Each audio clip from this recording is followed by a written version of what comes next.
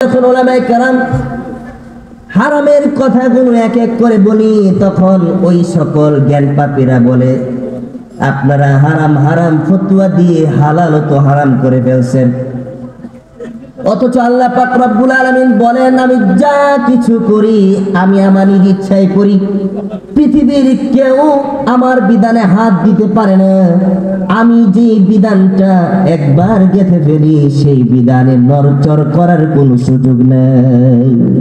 কথা বলেন, ওয়াতাম্মাত কালিমাতু রাব্বিকা সিদকাও ওয়া আদলা। আল্লাহ পাক রব্বুল আলামিন ন্যায়ের সাথে সত্যের সাথে তার বিধানকে সেট করে দিয়েছেন, পূর্ণ করে দিয়েছেন। সুতরাং যখন আল্লাহ তাআলা সত্য এবং ন্যায়ের দিক দিয়ে তার দিনকে পূর্ণাঙ্গ করে দিয়েছেন, ওই দিনের ভিতরে কেউ হাত দিবে সাহস করার সুযোগ নেই। কথা বলেন। এই জন্য মুফাসসিরিনে কেরাম উল্লেখ করেছেন, আল্লাহ পাক রব্বুল আলামিন পুরো কোরআনটার মধ্যে হালাল হারামের দিক থেকে হারামের জিনিসগুলো আল্লাহ বেছে বেছে টেনে এনেছেন, যাতে আমার বান্দা হারাম বিষয়গুলো জেনে জেনে হালালটাকে গ্রহণ করতে পারে। আমার আল্লাহ তাআলা তার বান্দা সম্পর্কে সর্বজ্ঞাত রয়েছেন। তিনি জানেন আমার বান্দা কিসে মজা পায়, আর তিনি জানেন আমার বান্দা কিসের মধ্যে ডুবে থাকতে চায়।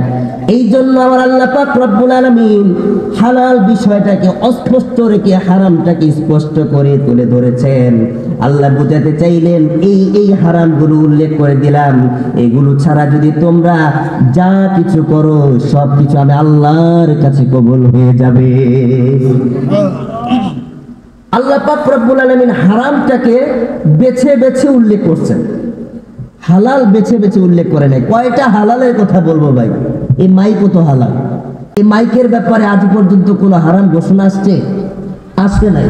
এখন যদি এটা হালাল না হারাম এটা নিয়ে আপনি সন্দেহের মধ্যে থাকেন, আমার রাসূল বলে এত ভুলের মধ্যে আছে। কথা বলেন। হাদিস শরীফের মধ্যে উল্লেখ করেছে,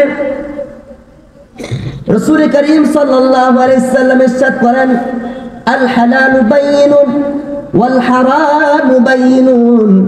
হালাল সুস্পষ্ট, হারামও সুস্পষ্ট, কোনো সমস্যা নেই। ওয়া বাইনাহুমা মুশতাবিহাত।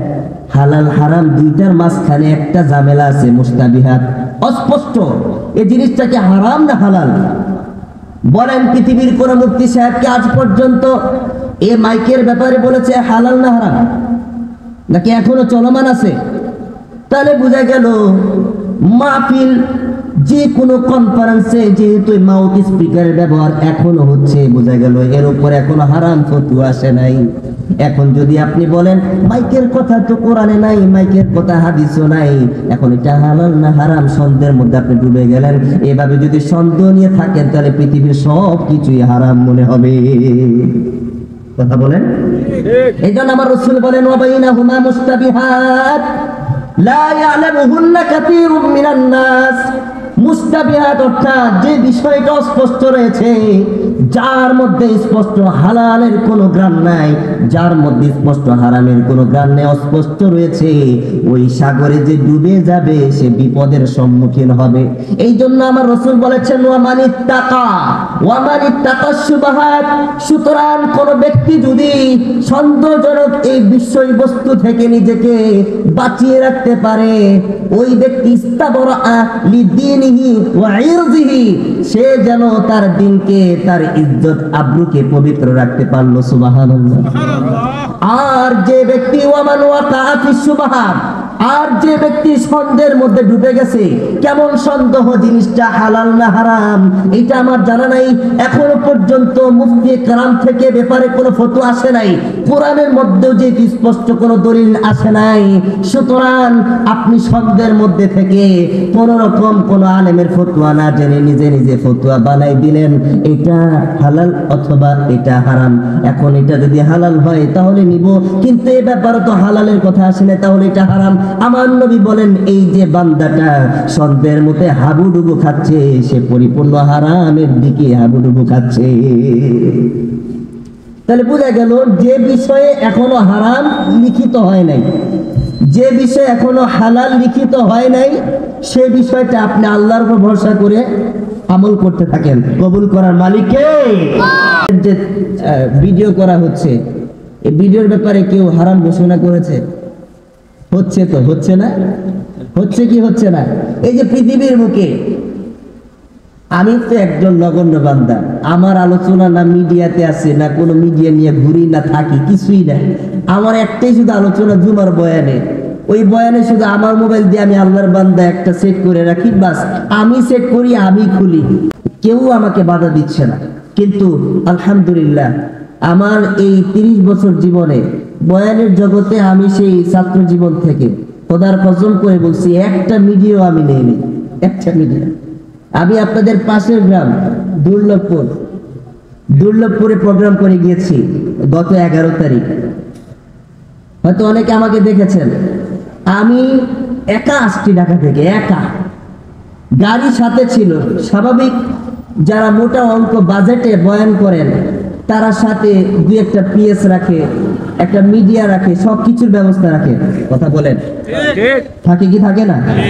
কিন্তু আমি সেই মাহফিলে বিশেষ দাওয়াতি মেহমান ছিলাম, গাড়িও এনেছি, সবকিছুই ছিল, কিন্তু বান্দা আমি একা আসছি, কোনো মিডিয়া নিয়ে আসি নাই। কিন্তু আমার প্রশ্ন হচ্ছে, আমি মিডিয়া নিয়ে আসি নাই, এর মানে কি মিডিয়া হারাম? মিডিয়া যদি হারাম হতো তাহলে আমার আগের দুইজন যে আলোচক, এবং পৃথিবীতে বাংলাদেশে যে এখন ইউটিউব জগতে সবচেয়ে বেশি মানুষ ঢুকে পড়েছে, এবং সেই জগতে ঘুরে ঘুরে বেছে বেছে যে একজন ভালো একজন আলোচককে আনা হয়, এটা তো দুষ্কর হয়ে পড়বে। কথা বলেন, তাহলে বোঝা গেল যতক্ষণ পর্যন্ত না ওই মিডিয়ার উপরে হারাম ফতোয়া আসছে ততক্ষণ পর্যন্ত মিডিয়াকে হারাম বলা যাবে। তবে হ্যাঁ, ওই মিডিয়ার দ্বারা যদি কোনো খারাপ কিছু জায়ের হয়, প্রকাশ হয়, এবং সে মিডিয়ার দ্বারা যদি সমাজের মধ্যে ফিতনা সৃষ্টি হয়, বিশৃঙ্খলা সৃষ্টি হয়, ওই মিডিয়া তখন থেকে হারাম। কারণ আল্লাহ পাক রব্বুল আলামিন পবিত্র, তিনি কখনো অপবিত্রতা গ্রহণ করেন নাই, তিনি অপবিত্র নন। তাহলে বোঝা গেল পৃথিবীর বুকে যা কিছু পবিত্র সব কিছু হালাল, আর যা অপবিত্র সব কিছু হারাম। কথা বলেন, এটা আমার কথা না, আল্লাহ নিজেই বলেছেন, ওয়ায়ুহিল্লু লাহুমুত তাইয়্যিবাত ওয়া ইউহাররিমু আলাইহিমুল খাবাইথ। সূরা আরাফ খুলে দেখুন, সেখানে আল্লাহ পাক রব্বুল আলামিন বলেন, ওয়ায়ুহিল্লু লাহুমুত তাইয়্যিবাত, তাদের জন্য উত্তম বস্তুকে আমি হালাল করে দিয়েছি, ওয়া ইউহাররিমু আলাইহিমুল খাবাইথ, এবং তাদের জন্য আমি সকল অপবিত্র বস্তুকে হারাম করে দিয়েছি।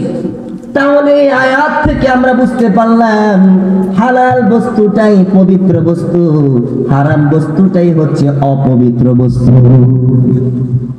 এখন আসেন মূল আলোচনা, হালাল কোনটা, হারাম কোনটা। এতক্ষণ বাজাই দেখলাম যে আপনারা আমার সাথে আছেন কিনা। মাশাআল্লাহ, অনেকে এমন ভাবে তাকায় আছেন মনে হচ্ছে কাজে আসতেছে। ইনশাআল্লাহ বলেন, ইনশাআল্লাহ।